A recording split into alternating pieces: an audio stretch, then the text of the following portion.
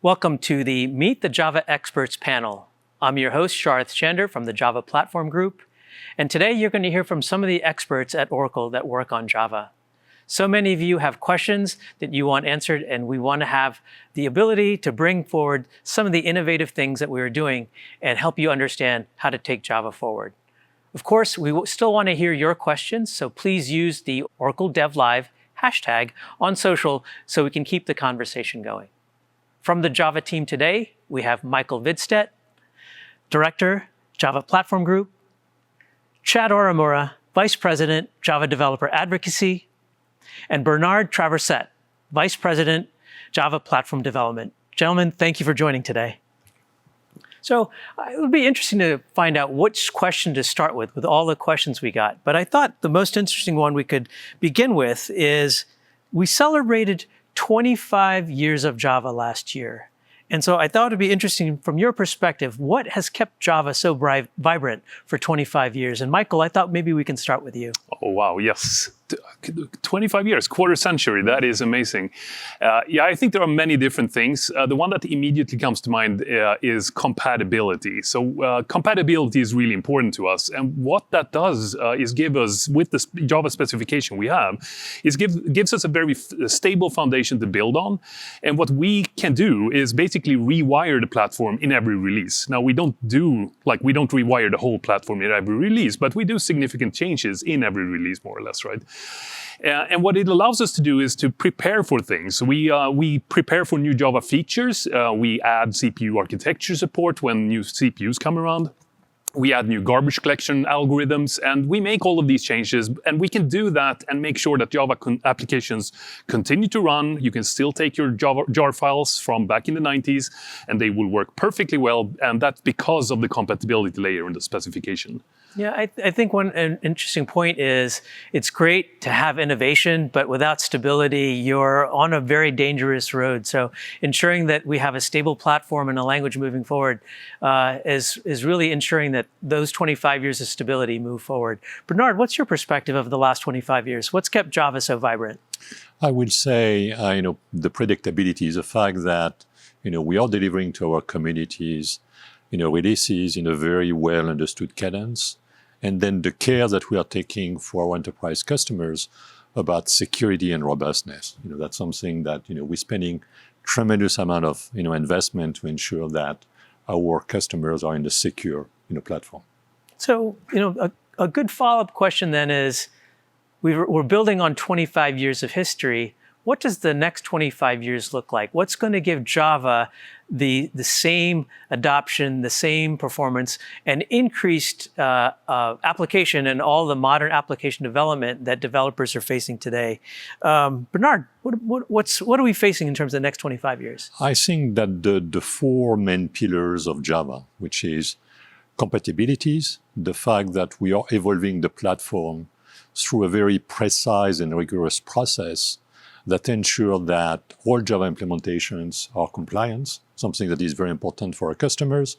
Our customers have spent $1 billion in Java over the years. We want and we need to ensure that they can rely on those investments moving forward. I will also say the universality of Java, the fact that Java is providing a very rich set of capabilities that enable developers to be able to do pretty much what they need. The fact that Java is running pretty much on every operating system and hardware. In fact, on JDK 17, we are adding the macOS ARM support. Also, I think that, the fact that, Java care a lot about maintainabilities, which is very important for enterprise customers because they have to maintain their application for a number of years. And very often, the developers that were developing the application are not there anymore. And so we have been spending a lot of time to ensure that the readability of Java make it easier for our customers to be able to maintain Java. And finally, I think I will say the adaptability of Java over the years. The platform has this clear separation between bytecode and machine code, machine instructions, which enabled the JVM over time to evolve and be able to take advantage of new hardware innovations. So our customers, can run their existing applications on new hardware, getting better performance with very minimal cost. So that's kind of some of the value that I see for Java to continue to be successful. Right. It's the next 25 years can't move forward without ensuring the last 25 years still has value. And with the thousands and tens of thousands of customers that are utilizing Java and developers that use it in production, it's important that that past investment has value in the future. Mikael, what's your perspective? The next 25 years, what's going to keep Java going? Yeah, that's an interesting question. I think one of the things I like to highlight is the fact that we're investing in the platform itself and the development of it. So over the last year, we have moved to Git and GitHub. We have a project Skara that has taken us there. And this is modernizing how we develop the Java platform. This is obviously something that many people who use the platform may not be experienced directly, but I can say that with certainty that it makes all the difference for us. We can move forward now much faster and make sure that what we deliver has high stability and that we actually can just do better work over time. Yep. Modernizing the platform in terms of accessibility by developers is pretty important. Chad, what's your lens on this? Yeah, well, so we're hearing words like compatibility and adaptability and security. I think one of the reasons Java has been so successful, and one of the things that will keep it successful for the next quarter century, is this idea of stewardship. It's really about, what I've learned being on the team now for almost 4 years, is that there's a relentless pursuit for stewardship guided by some values, some sort of core values. And these are the types of things you're hearing from the group. And that guides the way that the team makes decisions about what goes in and what goes out and saying no to a lot of things. And it's this constant tension between conservatism and innovation and pushing faster, these forces of like people who just want faster features delivered. Why can't you just do X, Y, Z? And then there's a large group of people who want, slow down. We want our programs to run that we wrote 10, 15, 20 years ago, and they do. And that's, I think, the challenge the team has really taken to sort of guide themselves through development for the next 25 years. And that's an amazing thing to watch happen from the inside. So I think that's really number one thing. And then the number two thing is the community.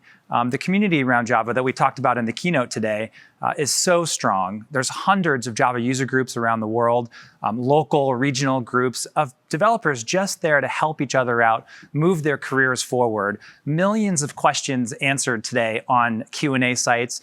Almost any problem that a developer may have has probably already been solved, and there's code online that can help you move forward. And there's a lot of critical mass to Java that helps us be more productive developers. It's interesting how you touched on the notion of stability and innovation again, which means we're in a precarious position. We're either loved by all or hated by all. And so it's a juggling act and a balancing act to ensure the needs of those that want to push fast are met, but also those that want stability and incremental pace are also taken care of. So I guess that puts us in a very hot seat on many occasions. A good question here that we got is, so you're the Java team. How do you prioritize the Java language features to implement in future releases? Bernard, I think you have some interesting perspective on this. Yeah, so we are spending a fair amount of time going to conference, talking to developers. Then we're talking, of course, to customers to kind of get a sense around what matters to them.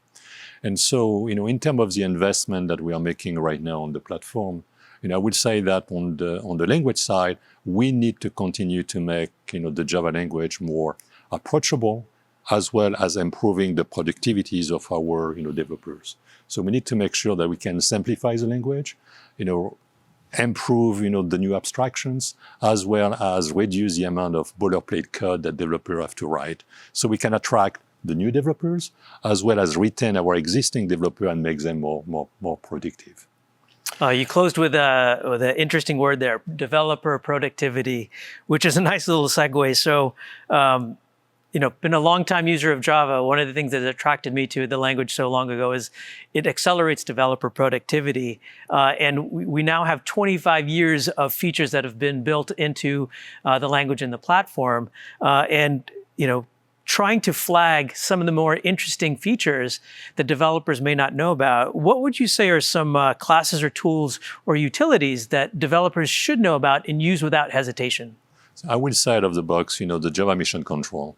It's a tremendous tool that enable developers to get better understanding around what they are running. As well, once you have mission-critical applications that are running in productions, in addition of our Java Fly Recorder technology that is providing a very low overhead profiling, then GMC will give you, invaluable insight around what's happening in your application. So I really, encourage, people to uptake, GMC. In fact, as part of JDK 17, we are just releasing GMC 8.1.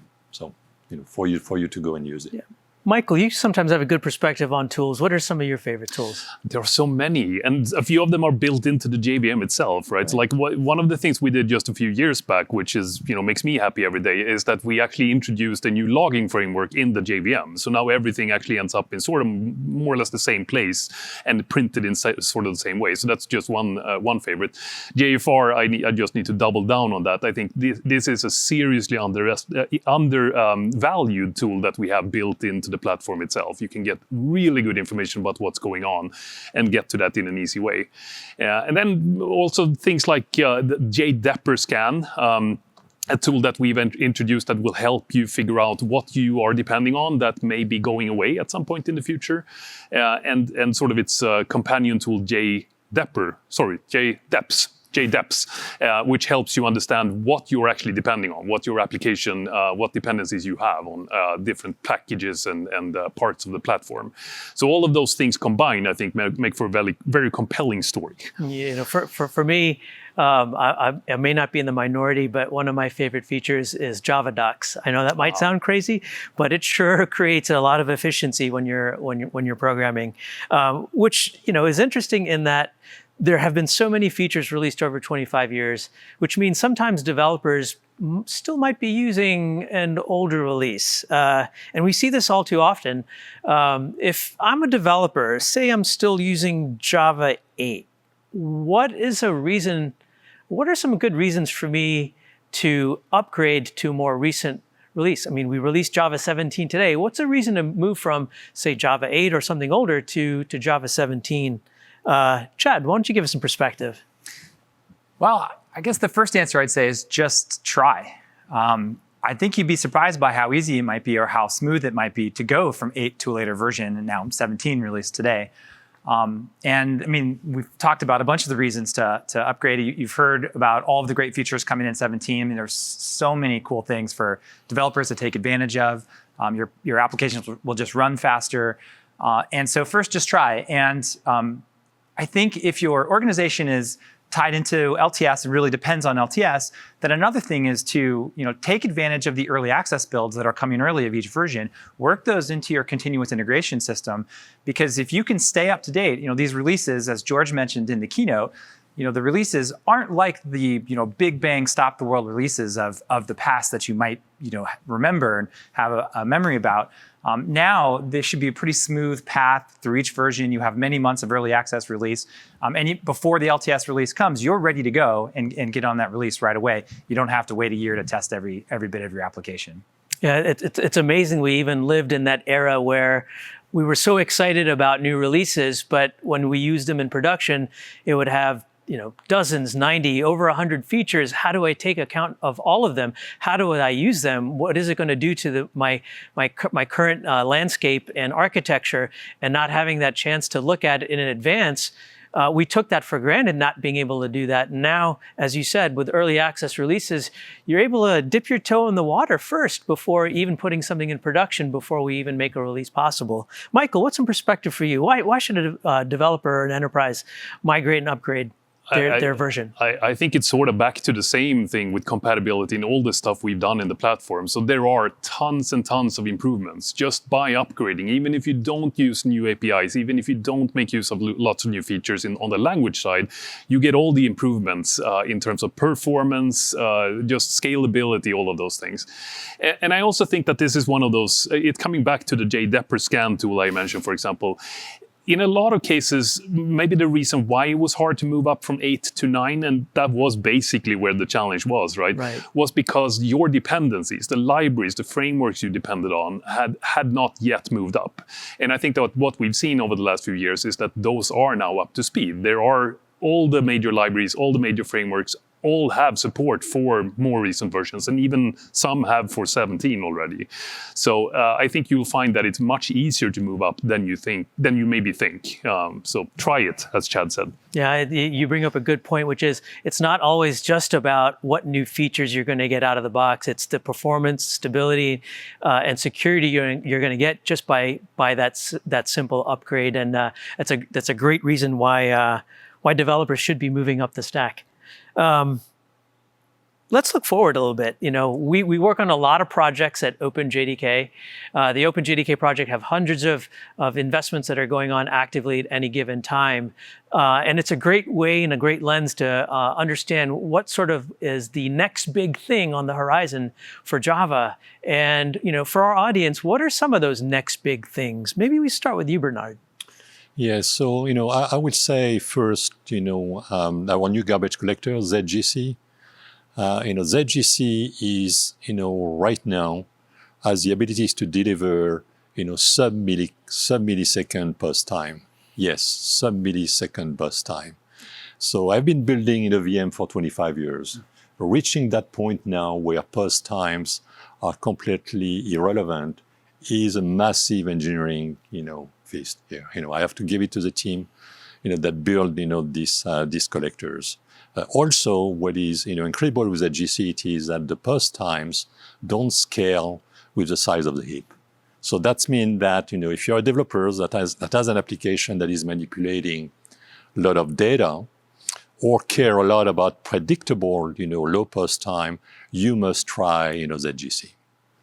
The other project we'll mention will be Project Loom, which is kind of looking to introduce continuations and virtual thread inside the platform, and that will deliver basically for Java services and servers much higher scalabilities at the same amount of memory usage. So tremendous impact for people that are running large-scale services in terms of more compactions and be able to process more transactions on a single server. Yep. Interesting that you said Project Loom. We had a session today on Project Loom by Ron Pressler. So if you missed that, you'll be able to see the replay once that replay link is shared after the event. But very, very interesting project to stay focused on. Michael, any specific projects that really stand out for you? Well, so it's hard not to mention Valhalla here. It is fundamentally changing how the whole Java platform works and the sort of the model for how object allocation and the creation, the cost of that and the performance model. But then one of my favorites that I have to bring up is Panama, which I personally worked on for a while. And it is bearing fruit now. We are starting to see deliverables. We have the Vector API that will help accelerate many of the data computation problems, the challenges that we have in the world right now, and also the native reach out that we can start calling out to native libraries of various kinds. Those things combined with, I want to say, Loom and Valhalla, that's what I'm looking forward to. They're nicely complementing each other, so keep your eyes open.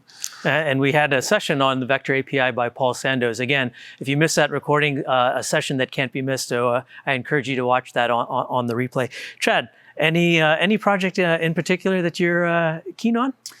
Well, I haven't been working in the engine room like these guys for over 2 decades, but I can say I've been a developer for a long time. And I would say one of the exciting things I've been watching really closely is Project Amber. You heard about a lot of it today in Aurelio's keynote. He talked about switch expressions and records and pattern matching and sealed classes. And all of these things, they're not just really cool features that sort of work in isolation, but the most amazing thing is how they're being designed to move forward together in this kind of cohesive vision. And again, it comes down to stewardship and thinking forward, not just to the next feature or the next release, but thinking 5, 6 releases down the road. For example, using a record, or using a sealed class as a selector in a switch expression. And it's just like watching these things work together is really cool. So I'm excited for where the language is going. Less places for bugs to hide, more concise. And as Brian likes to say, being able to really get what's in your head out into the code. And I think that's really cool. I'm really glad you touched on Project Amber, because at the end of the day, we want to simplify the programming model for for developers. And the more readable and more writable we can make the code, the easier it is also to maintain, because many of us just think, oh, once we're done writing an application, a few years later, I dispense of it, someone else picks it up. And so let's leave it in good shape for who inherits it to maintain it moving forward. And Amber is a great project in terms of driving that endeavor. We're coming up closer to the end of the session, and I think this is a great way to sort of close this out. And I want to thank Chander Gunter from the Garden State Java user group for sending this in. So thank you for sending this in. Beyond the technology, Java has a rich ecosystem. What are some of the best ways for developers to stay connected, but more importantly, participate to help shape the future of Java? And Chad, I couldn't think of any better person to start the conversation on this question. Well, once again, I have to plug the announcement we made this morning about dev.java. I think it's really going to be a great resource to stay in touch with a lot of the things that the team is working on, a lot of things that are happening in the ecosystem, a lot of ways to push your skills forward as a Java developer. All of these things will be on one website, which we hope is your next portal for all Java developers. And then beyond that, of course, at the local level, really being involved with your local Java user group. We showed a map today of the Java user groups around the world, and this is just such an amazing thing to see, where there's hundreds of user groups all around the world, local. Oftentimes, they have speakers in the local language, and they really understand the community that they're in, and they're just bound together by a passion for Java. And so get involved, and if there's not one in your community, start one. And if you're looking for help, reach out to anybody on the team, reach out to me, you can find me online, and we can assist you with that and make it easy to start one in your market. Yeah, I echo everything you said, Chad. And one of the great places to also start your journey in terms of staying connected is at the OpenJDK project itself. We do all of our development transparently. Developers that want to see how the sausage is made can come and visit. We have open mailing lists, code check-ins. We even allow participation. I mean, we actively want the community to help shape the future of Java. And what a great place to do that than where it is actually developed and made. Bernard, any perspective on your side in terms of how developers can stay connected? No, I think you are touching, a key point here, especially for people that want to learn about the platform.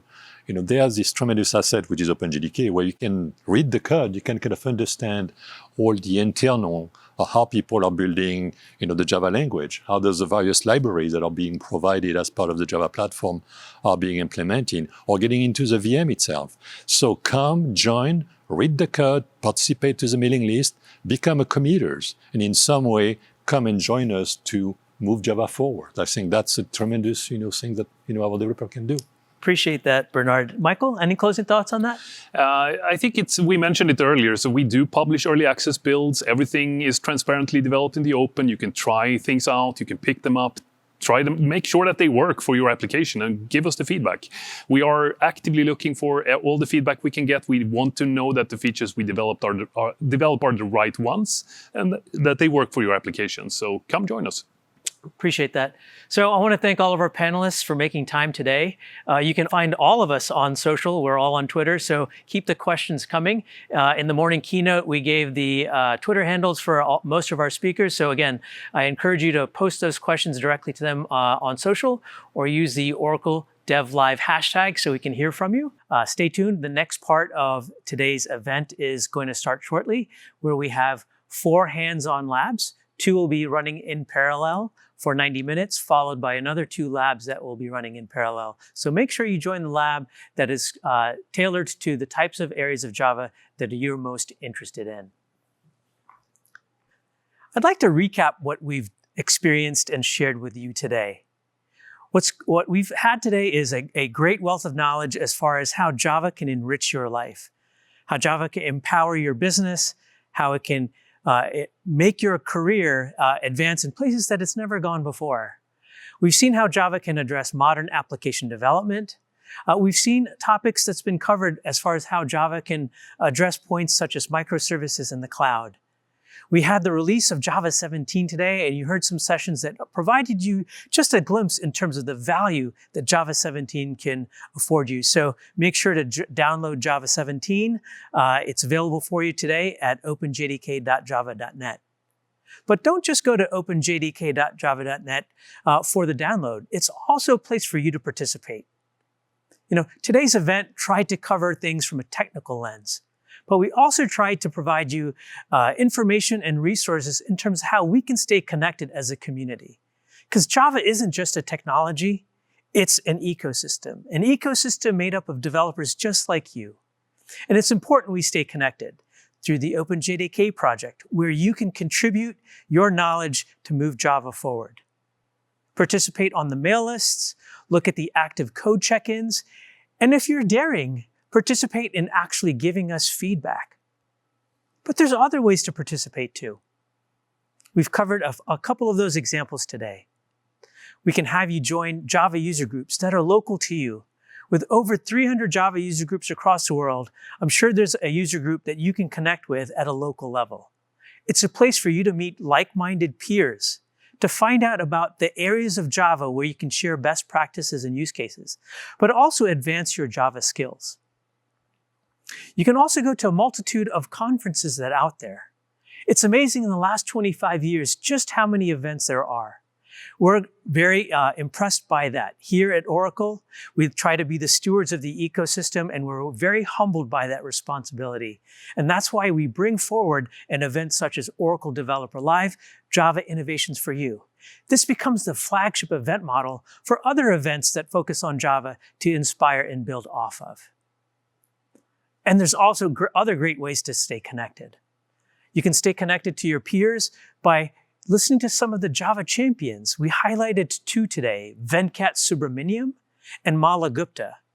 There are over 300 Java champions, individuals who are experted in not just Java technology, but keeping the ecosystem connected, keeping developers connected. So follow people like Venkat, people like Mala, and explore the Java Champions program. Maybe you'll become a Java champion one day yourself. And of course, there's other assets here at Oracle that we're very thankful to have the opportunity to shepherd forward. Java Magazine, we introduced this in the keynote. It's written by developers for developers. Many of you have actually even published articles in there. But this is another great way for you to transfer your knowledge, share your expertise, and share your journey with other developers. If you're interested in publishing in Java Magazine, please reach out to me on social, drop me a DM on Twitter, and we'd be happy to evaluate some of your article ideas.